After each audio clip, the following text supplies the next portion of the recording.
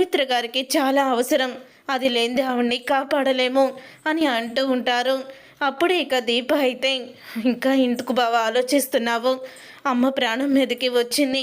నేనింకా నేనే వాళ్ళ బిడ్డనని కూతుర్నని చెప్పేస్తాను అని అంటూ ఉంటుంది దీప. అప్పుడే కార్తీక్ అయితే, సరే దీప, ఇక్కడి వరకు వచ్చాక మనం ఇక నిజాన్ని దాచిపెట్టి ప్రయోజనం లేదు. ఇప్పుడే మనం నిజాన్ని అందరి ముందు బయట పెట్టాలి. అంతకంటే ముందుగా నువ్వు హాస్పిటల్ మేడం దగ్గరికి వెళ్దాం పదా అని డాక్టర్ దగ్గరికి అయితే వెళ్తారు. అలా డాక్టర్ దగ్గరికి వెళ్ళిన తర్వాత మా అత్తకి బోన్ మ్యారో ట్రీట్మెంట్ చెయ్యండి అని అడుగుతూ ఉంటే, ఏంటి కార్తీక్ అన్నీ తెలిసి అలా మాట్లాడతావేంటి? బోన్ మ్యారో రక్త సంబంధికులు ఇవ్వాలి అని అంటూ ఉంటే, నా భార్య ఇస్తుంది అని అంటూ కార్తీక్ అయితే చెప్తాడు. నీ భార్య? అసలు నీ భార్యకి సుమిత్ర గారికి రక్త సంబంధమే లేదు, తనెలా ఇస్తుంది అని అడుగుతూ ఉంటుంది డాక్టర్. ఆ మాట విని కార్తీక్ అయితే ఇలా అంటూ ఉంటాడు, తనే మా అత్త కూతురు, వాళ్ళిద్దరూ కూడా కన్నా తల్లి కూతుళ్ళు అని అంటూ ఉంటాడు. ఆ మాట విని డాక్టర్ షాక్ అయిపోతాం. ఏంటి కార్తీక్ నువ్వు మాట్లాడేది? అవును డాక్టర్, దీప మా అత్తయ్య కూతురే, కానీ ఈ విషయం ఎవరికీ తెలీదు. ఇప్పుడు ఈ బోన్ మ్యారో ట్రీట్మెంట్ అయిపోయిన తర్వాత అప్పుడు అందరి ముందు నిజాన్ని బయట పెడదాము అని అంటూ ఉంటాడు కార్తీక్ అయితే. ముందు దీపని తీసుకువెళ్ళి ట్రీట్మెంట్ మొదలు పెట్టండి అని అనగానే, సరే కార్తీక్, మరి టెస్టులు ఏమీ అవసరం లేదు డాక్టర్, ఖచ్చితంగా అన్నీ కూడా సెట్ అవుతాయి, మీరు తీసుకువెళ్ళండి అని చెప్తూ ఉంటే, కానీ ఇప్పుడు తను ప్రెగ్నెంట్ కదా అని అనగానే, అవును ప్రెగ్నెంటు, అయితే ఏమైంది అని అంటూ ఉంటాడు కార్తీక్. నీకు తెలీదా కార్తీక్, ప్రెగ్నెంట్ లేడీ ఇలా బోన్ మ్యారో ఇస్తే తర్వాత ప్రెగ్నెంట్ పోయే అవకాశాలు ఎక్కువగా ఉన్నాయి అని డాక్టర్ చెప్పేసరికి ఒక్కసారే షాక్ అయిపోతూ ఉంటాడు కార్తీక్ అయితే. డాక్టర్ అని అనగానే, పూర్తిగా ప్రెగ్నెంట్ పోతుందని నేను చెప్పను, కానీ అవకాశాలు చాలా తక్కువ అని అంటూ ఉంటే, అప్పుడే దీప ఏడుస్తూ, మా అమ్మ కన్నా నాకేమీ ఎక్కువ కాదు డాక్టర్, మా అమ్మని నేను కాపాడుకోవాలి అని అంటూ ఉంటుంది దీప. అప్పుడే ఇక దీప త్యాగానికి ఇక డాక్టర్ కళ్ళల్లో నీళ్లు తిరుగుతాయి. నీకులాగా చాలామంది ఆలోచించరమ్మా అని అనుకుంటూ ఇక బోన్ మ్యారో ట్రీట్మెంట్ అయితే మొదలు పెడతారు. మావయ్య కంగారు పడుకో, అత్తకి ట్రీట్మెంట్ జరుగుతుంది, బోన్ మ్యారో దొరికింది అత్తకి అని అంటూ ఉంటే ఒక్కసారి జ్యోత్స్న షాక్ అయిపోతూ ఉంటుంది. ఏం మాట్లాడుతున్నావు బావా, రక్త సంబంధికులే కదా బోన్ మ్యారో ఇవ్వాల్సింది అని అంటూ ఉంటుంది జ్యోత్స్న.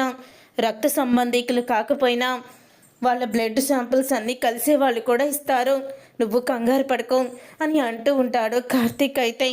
తర్వాత ఇక జ్యోత్స్న అయితే, ఇక్కడ దీప కనిపించడం లేదు అంటే వీళ్ళకి నిజం తెలుసు, దీప బోన్ మ్యారో ఇవ్వడానికే వెళ్ళింది అని వెంటనే ఇక కాంచనకి ఫోన్ చేస్తుంది జ్యోత్స్న. అత్త ఎక్కడున్నావు నువ్వు అని అంటూ ఉంటే, ఇంటి దగ్గరే ఉన్నాను అని అంటూ ఉంటుంది కాంచన.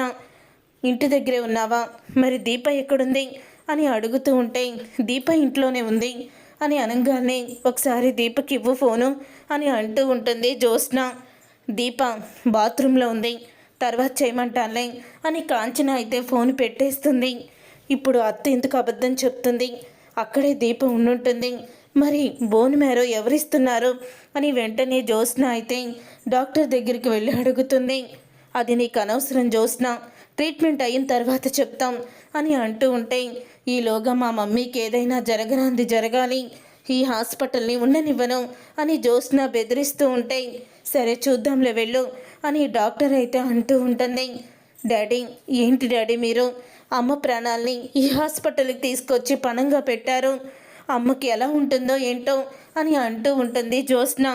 ఏమి పర్వాలేదు, అత్త ఆరోగ్యంగా మళ్ళీ ఇంటికి తిరిగి వస్తుంది, నువ్వు కంగారు పడుకు జ్యోత్స్న అని అంటూ ఉంటాడు కార్తీక్ అయితే.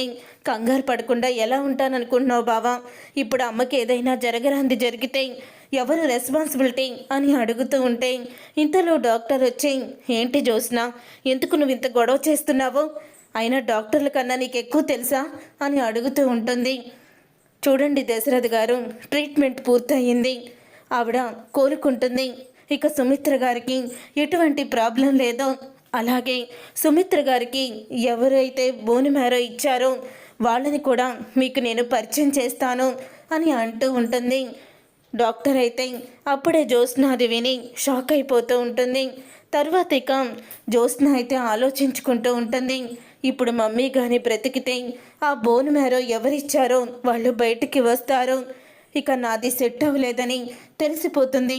నేను అబద్ధం ఆడినట్టు ఈ డాక్టర్ని నేను అనుమానించినట్టు అర్థమైపోయి వీళ్ళకి అనుమానాలైతే మొదలవుతాయి. మమ్మీ బ్రతకూడదు, మమ్మీ పోతేనే అప్పుడు నేను చెప్పిందే కరెక్ట్ అని అందరూ కూడా నమ్ముతారు. మమ్మీని నేను బ్రతకనివ్వను అని అనుకుంటూ నర్సుగా వేషం వేసుకొని ఐసీయూలోకి వెళ్తుంది జ్యోత్స్న. ఎవరూ లేని టైం చేసి జ్యోత్స్న అయితే ఇక సుమిత్రని చంపాలని పిల్లోని తీసి సుమిత్రని చంపబోతూ ఉండగా అప్పుడే ఇక కట్టెని వెనకాలే ఉన్న శివన్నారాయణ జ్యోత్స్న అని గట్టిగా అరుస్తాడు. దాంతో ఒక్కసారి షాక్ అయిపోతూ ఉంటుంది జ్యోత్స్న. ఇక్కడ ఎవ్వరూ లేరని నువ్వు సుమిత్రని చంపబోతున్నావు కదా? సుమిత్ర ఏం చేసింది? తను నీ కన్న తల్లి. నువ్వు సుమిత్రని ఎందుకు చంపాలనుకుంటున్నావని చంప పగలగొట్టి బయటికి తీసుకొస్తాడు.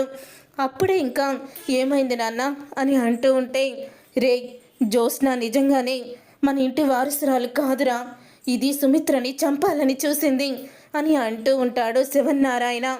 అప్పుడే కార్తీక్ అయితే జ్యోత్స్న చంప పగలగొట్టి నీ గుట్టు బయటపడుతుందని చివరికి అత్తయ్యని చంపాలని చూస్తున్నావా?